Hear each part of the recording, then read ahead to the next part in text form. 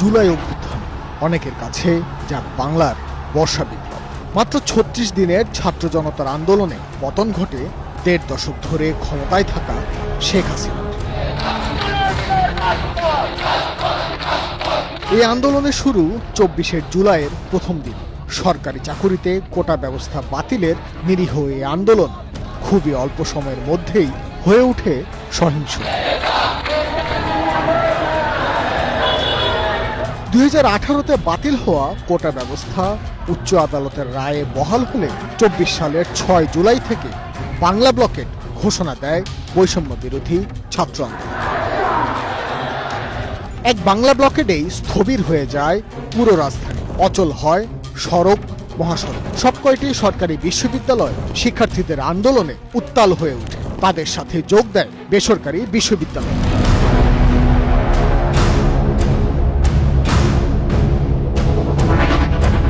দাবি আদায়ে ১৪ জুলাই রাষ্ট্রপতির কাছে স্মারকলিপি দেয় বৈষম্য বিরোধী ছাত্র আন্দোলন। ওই দিন রাতেই হয় অভিশপ্ত এক সংবাদ সম্মেলন। তার মানে কি মুক্তিযোদ্ধার সন্তান নাতিপুতিরা কেউ মেধাবী না? যত রাজাকারের বাচ্চারা নাতিপুতি হলো মেধাবী, তাই? শেখ হাসিনার এমন অপমানসূচক বক্তব্য যেন আগুনে ঘি ঢালে। মাঝ রাতে ১.৫ দশকের মধ্যে প্রথমবারের মতো সরাসরি শেখ হাসিনার বিরুদ্ধে উত্তাল ঢেউ ওঠে ঢাকা বিশ্ববিদ্যালয়ে।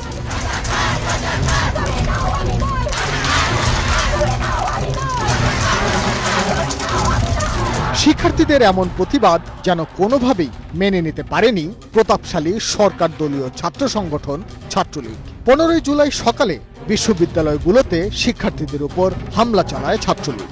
হেলমেট পরিহিত অবস্থায় শাসকের পেটোয়া বাহিনী লাঠি, রড আর আগ্নেয়াস্ত্র নিয়ে ঝাঁপিয়ে পড়ে নিরীহ শিক্ষার্থীদের উপর।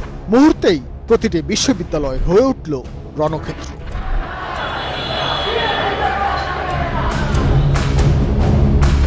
আন্দোলনের শুরু ও তীব্রতা রাজধানী কেন্দ্রিক হলেও শিক্ষার্থীদের রক্তে মাটি ভিজে যাবার প্রথম ঘটনা ১৬ জুলাই রংপুরে। বেগম রোকেয়া বিশ্ববিদ্যালয়ের ছাত্র আবু সাইদ দুহাত প্রসারিত করে স্বৈরাচারের গুলিকে আহ্বান করে আত্মদানের দৃশ্য প্রেরণা হয়ে আসে আন্দোলনকারীদের জন্য। আবু সাইদ হয়ে উঠলেন আন্দোলনের এক প্রতীক।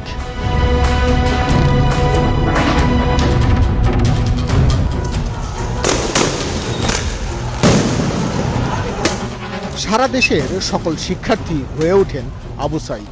একই দিন চট্টগ্রামে প্রাণ হারান ছাত্রদল কর্মী ওয়াসিম। ১৬ জুলাই পুরো দেশে প্রাণ হারান মোট ৬ জন। ঢাকা বিশ্ববিদ্যালয়ের হলগুলো থেকে পালিয়ে যেতে বাধ্য হয় ছাত্রলীগ। ১৭ জুলাই দুপুরে ঢাকা বিশ্ববিদ্যালয় ক্যাম্পাসে গায়েবানা জানাজা ও কফিন মিছিলে বাধা দেয় পুলিশ। বাধে সংঘর্ষ। বিশ্ববিদ্যালয় বন্ধ ঘোষণা করে হল খালি করার নির্দেশ দেওয়া হয়। ১৭, ১৮ এবং ১৯ এই ৩টি দিনে প্রিয় মাতৃভূমি হয়ে ওঠে বিভীষিকাময়। কমপ্লিট শাটডাউনের সময় আন্দোলনকারী শিক্ষার্থীদের উপর বেপরোয়া হয়ে ওঠে ছাত্রলীগ ও যুবলীগ। সাথে পুলিশ, র্যাব ও বিজিবি নির্বিচারে গুলি চালায়। মৃত্যুকূপে পরিণত হয় পুরো দেশ। এমন মৃত্যুর মিছিলে শুধু শিক্ষার্থী নয়, যোগ হয় সাধারণ মানুষও। এমনকি ঘরে বসে থাকা শিশু ও নারীরাও বাদ পড়েনি ঘাতকদের বুলেট থেকে। বিশ্বের অন্যান্য স্বৈরাচার বিরোধী আন্দোলনের জাদু বাস্তবতা যেন নেমে আসে বাংলাদেশে। প্রতিদিনই বাড়তে থাকে মৃত্যুর সংখ্যা। ১৯, ২৯ কিংবা ৬৬, এ সবই যেন এক একটি প্রাণের হিসাব।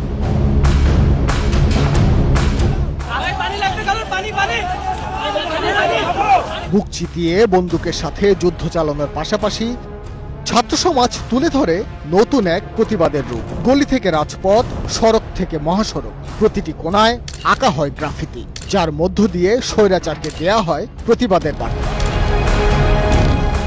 21 জুলাই কোটা ব্যবস্থা বাতিল করে রায় দেয় সর্বোচ্চ আদালত। তখন আন্দোলন আর শুধু এই ইস্যুতে না থেকে ছাত্র জনতার খুনিদের বিচারের দাবিতে রূপ দেয়। শরিকদের সাথে বৈঠকের পর 29 জুলাই জামাতে ইসলামীকে নিষিদ্ধ করে আওয়ামী লীগ। এটি যেন পুরো ঘটনাকে অন্যদিকে নেবার চেষ্টা। আর 30 জুলাই ঘোষণা করা হয় রাষ্ট্রীয় শোক। ছাত্র জনতা সেই ভণ্ড শোকের ঘোষণাকে প্রত্যাখ্যান করে নিজেদের ফেসবুক প্রোফাইল লাল রঙে রাঙিয়ে দেয়। টেকনাফ থেকে তেতুলিয়া গোটা দেশ যেন এক রক্তাক্ত ক্যানভাস। 33 জুলাই ঘোষণা আসে দ্রোহযাত্রা কর্মসূচির। ছাত্র, শিক্ষক, ব্যবসায়ী, সংস্কৃতি কর্মী থেকে শুরু করে সকল পর্যায়ের মানুষ যেন নেমে আসে রাজপথে। 34 জুলাই ছিল অসহযোগ আন্দোলনের প্রথম দিন। বাংলার আকাশে আবারও শুরু হয় রক্তক্ষয়ী সংঘর্ষ। এ যেন স্বৈরাচারের শেষ মরণ কামনা। একদিনেই শতাধিক মানুষকে গুলি করে হত্যা করা হয়। কিন্তু জনতার চোখ থেকে ভয়ের শেষ বিন্দুটিও তখন উড়ে যায়। বুলেটের সামনে মানুষ বুক পেতে দিচ্ছিল আর গাইছিল মুক্তির গান।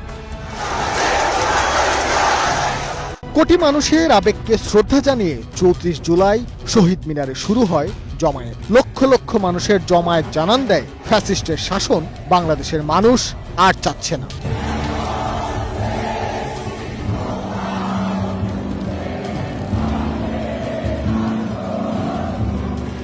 5 আগস্ট ভোর থেকেই রাজধানীর প্রবেশ পথগুলোতে জড়ো হতে থাকে জনতা। যাত্রাবাড়ি ও উত্তরার আব্দুল্লাপুরে লক্ষাধিক মানুষের হুঙ্কারে কম্পিত হয় রাজধানীর বাতাস।